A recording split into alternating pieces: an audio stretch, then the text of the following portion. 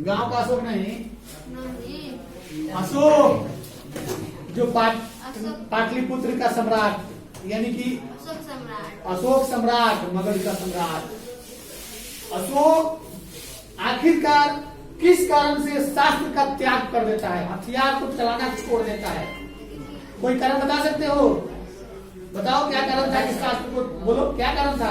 क्योंकि वो औरत से लड़ना नहीं नहीं चाहता। लड़ना चाहता है, इसलिए वो अपना एक औरत जब सामने आती है लड़ने, तो वो उस स्थान से झुक जाता है कि हम इतना नीच आदमी हो गए हैं, हमको इतना कमजोर समझ लिया सब कि औरत हमसे लड़ने आ गई। मतलब ये उसके अंदर एक भाव आ जाती है। लेकिन वह औरत बोलती है कि जब मेरे राज्य का सारा पुरुष मरा गया तब हम ही लोग न बचे हैं राज्य का रक्षा करने के लिए, इसलिए हम लोग लड़ने आए हैं। अशोक कौन है? अशोक के सामने खड़ा होकर बोलती है, अशोक कौन है? मैं उसी से लड़ाई करूंगा, अगर उसमें हिम्मत आए तो मेरे सामने आए। सर झुका के कहता है कि मैं ही अशोक हूँ, आप कौन है? तो सीधा पद्मा बोलती है कि मैं पद्मा, यहाँ के राजा की महारानी, मैं यहाँ अशोक से बदला लेने आई हूँ। अशोक कौन है? मुझ पर हथियार चलाए, हम उससे लड़ाई करने आए हैं। लेकिन अशोक सर झुका के खड़ा है, क्योंकि हम लोग का शास्त्र स्त्रियों से लड़ाई करने का आज्ञा नहीं देता है। हिंदू धर्म का शास्त्र स्त्रियों से लड़ाई करने का आज्ञा नहीं देता है। हर घर में झगड़ा होता है, लड़ाई होता है। आजकल सरहद पर भी देखोगे खाली सेना ही रहेगा, लेकिन स्त्रियों की संख्या कम है। अब धीरे धीरे उसकी संख्या बढ़ रही है। जहां स्त्रियों से स्त्री को निपटना है, जैसे बिहार पुलिस को, स्त्री को बहाल इसलिए किया जाता है कि पुलिस को गाँव में छापा मारने जाना पड़ता है, किसी को पकड़ने जाना पड़ता है, तो स्त्री सामने आ जाती है। तो पुरुष कोई कार्रवाई नहीं कर पाता है, लेडीज पुलिस आएगी तुरंत उसको धरेगी घोटा पकड़ के।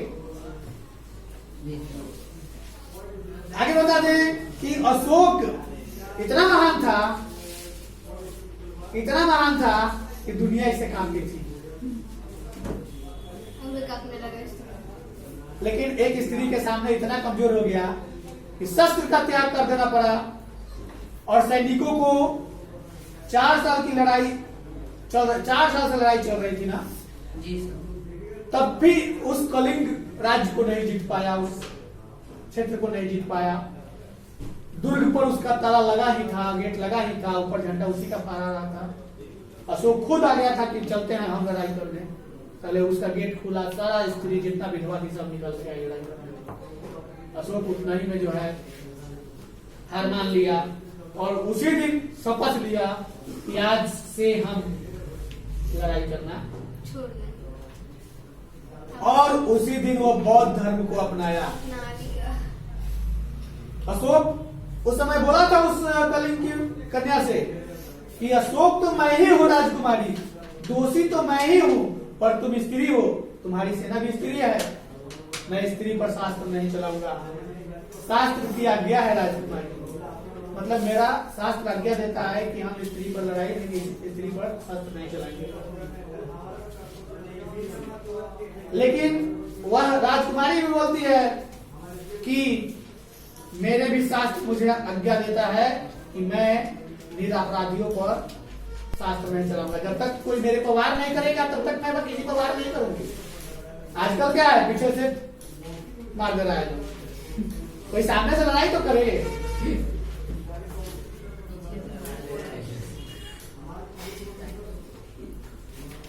अशोक लास्ट में बौद्ध भिक्षु के सामने, भिक्षु का मतलब कि बौद्ध धर्म का ज्ञान देने वाले पंडित के सामने, तीसरा दृश्य में बताता है पीले वस्त्र में धारण किए हुए आया व्यक्ति और इसको बोलता है कि बौद्ध धर्म ग्रहण कर लेने के लिए।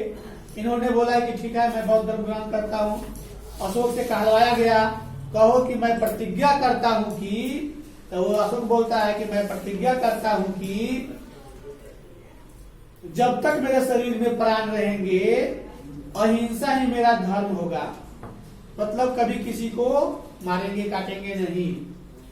अशोक से यह भी प्रतिज्ञा करवाया जाता है कि मैं सबसे प्रेम करूंगा और करुणा का सदा व्रत आप सबको मिलेगी। बौद्ध भिक्षुक अंत में कहता है प्रतिज्ञा करो कि जब तक जीवित रहूंगा अपनी प्रजा की भलाई करूंगा।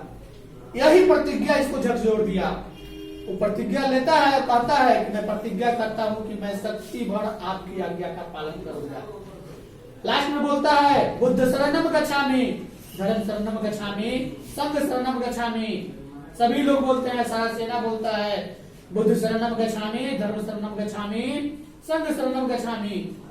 यहाँ वंशीधर श्रीवास्तव जी ने बहुत सजा कर लिखा और सबको बौद्ध धर्म की ज्ञान दे दी और बता दिया कि किस मार्ग पर चलना है। अंत में अशोक लोगों की भलाई के लिए काम करता है, रास्ते के किनारे किनारे वृक्ष लगवाता है, चबूतरा बनवाता है, कुआं खुदवाता है कि लोग पानी पिए, लोग छाया में बैठे, रास्ते में जाने वाले को कभी दुख दर्द ना हो, कष्ट ना हो। और इसी पाटलिपुत्र पटना का महान सम्राट था। आधा पटना आज गंगा नदी में है, उस खुदाई करने पर मिल सकती है। गंगा नदी में उसकी चार दीवारी से घिरा हुआ था पूरा पटना। बाउंड्री जैसे घर के लोग गिरवाते नहीं है, वैसे मोटे दीवार से घिरा हुआ था। आधा गंगा जी में समा गया है, तो इतना हैवी था, गंगा जी में समा गया है। आधा उधर टूट गया होगा, खुदाई करने पर मिल सकता है। चलो बैठो। गंगा जी उसका उस समय गंगा का आधा हिस्सा पटना में था, दीवार खिंचाया गया था, लेकिन धीरे धीरे वो दब गया और ज्यादा गंगा ऊपर आ गई, बहुत पहले नीचे थी और माटी भर के ऊपर आई। तो बोलो वकील साहब सुखी क्यों नहीं थे? वकील साहब के सुखी न होने का कारण क्या था?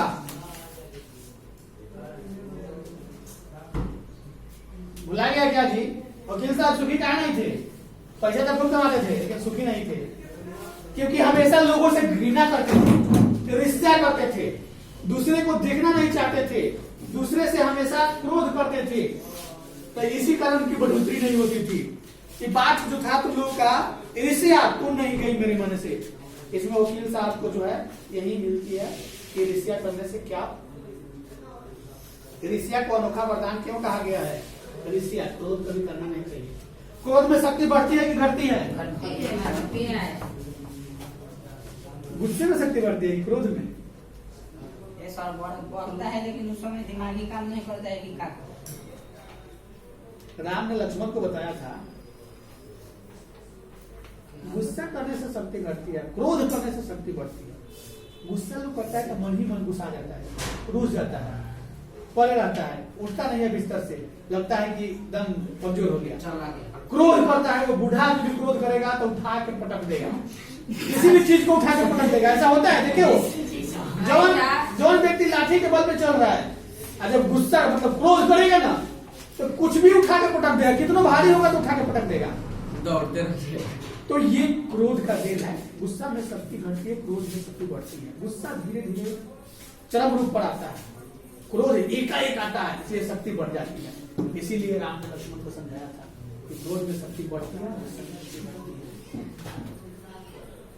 ईर्ष्यालु से बचने का ईर्ष्यालु से बचने का क्या उपाय है?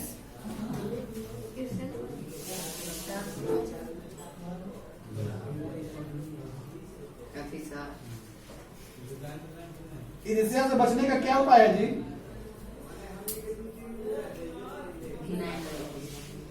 नहीं, ईर्ष्या से बचने का उपाय है कि उसकी बुराई क्रोध नहीं करेगा। अगर तुम उसकी बुराई करोगे ना तो क्रोध नहीं करेगा, ईर्ष्या नहीं करेगा। तुमसे जो चलता है ना तुम उसी की बुराई करोगे, वो कहियो तुम पर गुस्सा आएगा। जो जलता है उसकी बुराई करोगे तो वो खुश होगा। जी सर। नालंदा के बारे में क्या जानते हो? नालंदा कहाँ है? राजगीर के नालंदा जिला में नहीं पता है। नालंदा क्या है? स्कूल है। नालंदा एक विश्वविद्यालय था, दुनिया के कोने कोने से बच्चा के पढ़ते थे।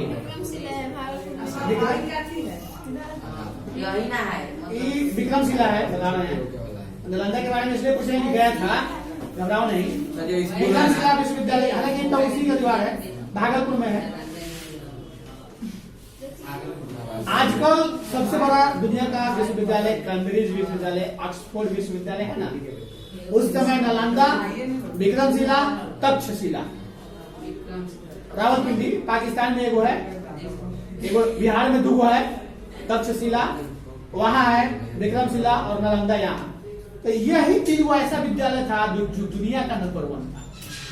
आज जैसे क्या है, कैम्ब्रिज का नाम आता है, ऑक्सफोर्ड का नाम आता है, वैसे इस तरह का नाम था। इसको नजरअंदाज करने के कारण ऐसा हो गया है,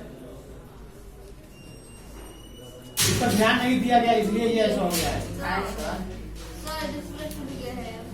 टूट गया है, ध्यान नहीं दिया गया, सरकार ने ध्यान नहीं दिया। नहीं तो बनवा देते। हाँ। विक्रमशिला कहाँ स्थित है? विक्रमशिला कहाँ है? भागलपुर में, नालंदा में? नालंदा में तो नालंदा विश्वविद्यालय है। संजू कैसी लड़की थी? संजू को किस चीज का शौक था? काफी लिखने का शौक था, डायरी लिखने का शौक था। सर 55,000 है कितने?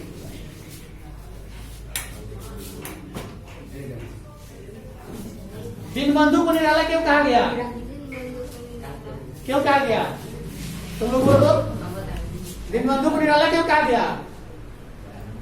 क्योंकि वह दीन दुखियों का मदद किया करते थे, इसलिए उनको।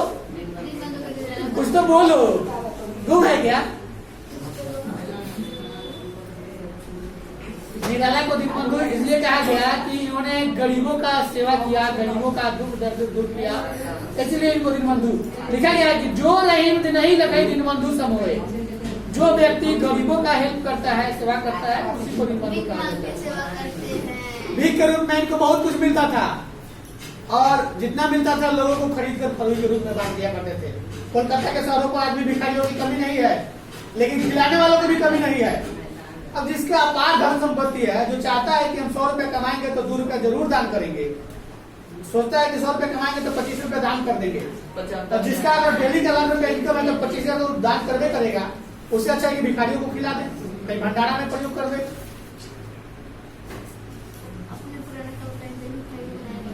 खेमा कौन है जी?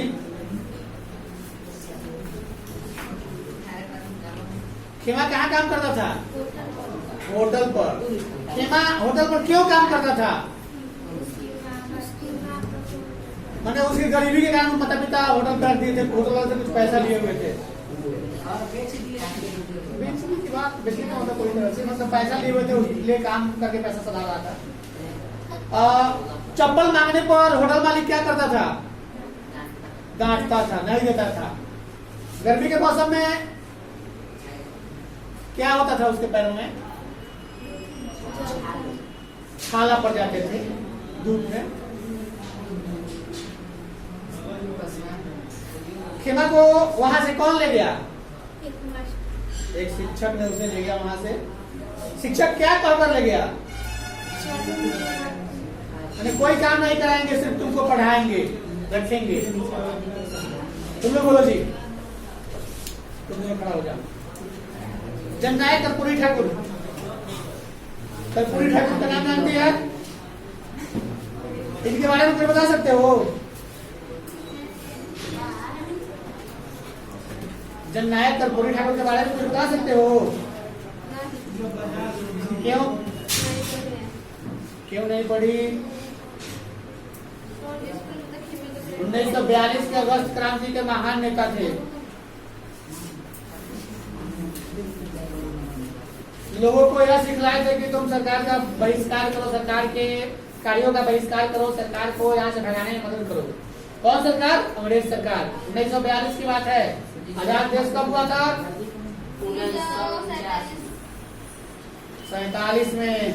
1947 में झांसी की रानी कौन थी? लक्ष्मीबाई। झांसी की रानी थी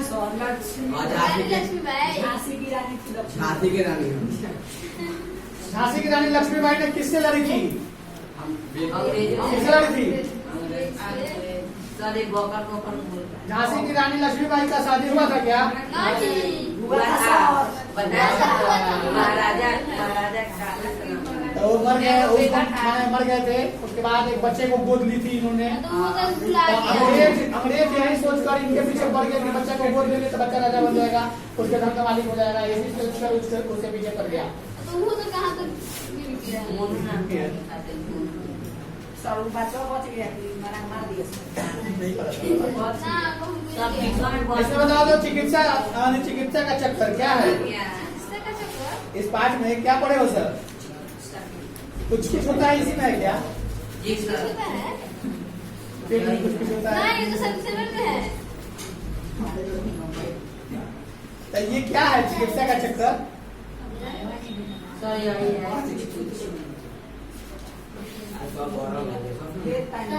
ऐसे ऐसे होता है सर। जान हो गया है। एक तो भूंगी है। लेखक को बीमार पड़ने की इच्छा क्यों थी? क्योंकि कोई बीमारी नहीं करता। कहीं बीमारी नहीं पड़ा था इसलिए उसको बीमार पड़ने की इच्छा थी। वैद्य हकीम पर क्या क्या कहकर बयान करता था? मतलब लेखक वैद्य को, डॉक्टर को क्या कह के बोलता था? बीमार। फिर से क्वेश्चन में बोले क्वेश्चन है कि लेखक ने वैद्य और हकीम पर क्या क्या कहकर बयान किया? बोल रहा था कि हम कभी भी बीमार नहीं पड़े। कभी बीमारी नहीं पड़ेंगे। वैसे दवा बीमार पड़ने की दवा खोज रहा था, जो सर जूता में पानी डाल के घूम रहा था धूप में।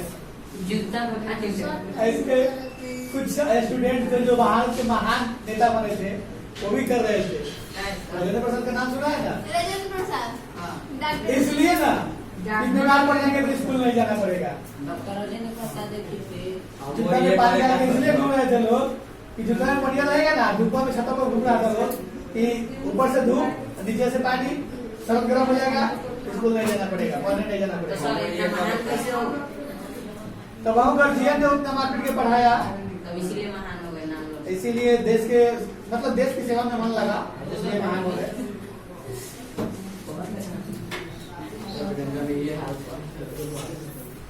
सर वीडियो को बंद कर दीजिए। टाइम हो गया। जब कॉलेज जाना है यह सर आत्मा नहीं पिटाया है। अब तो सर